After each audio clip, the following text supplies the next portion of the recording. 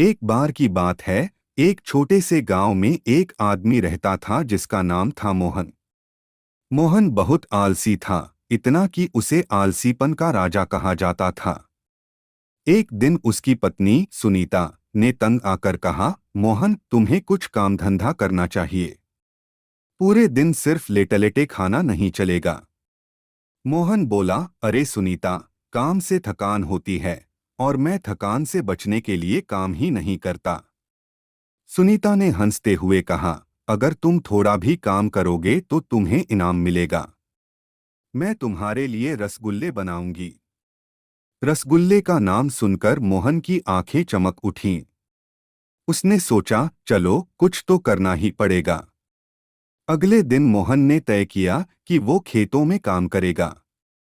लेकिन जैसे ही वो खेत में पहुंचा, उसने देखा कि एक बैल वहां पहले से ही काम कर रहा था। मोहन ने सोचा, अगर बैल काम कर रहा है तो मुझे क्यों करना चाहिए। वो बैल के पास गया और धीरे से बोला, भाई तू काम कर, मैं तुझे देखूंगा। वैसे भी देखने से इंसान बहुत कुछ सीखता है।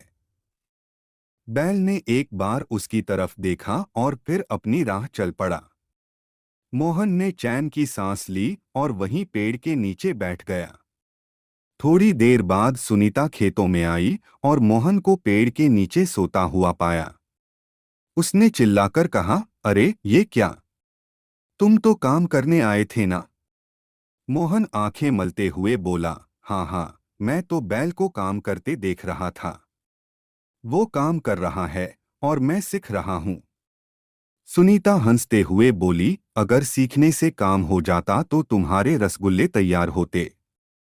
अब घर चलो, मैं तुम्हें बस सपने में रसगुल्ले खिलाऊंगी। मोहन ने सिर खुजलाते हुए सोचा, चलो आज तो रसगुल्ले भी सपना ही बन गए।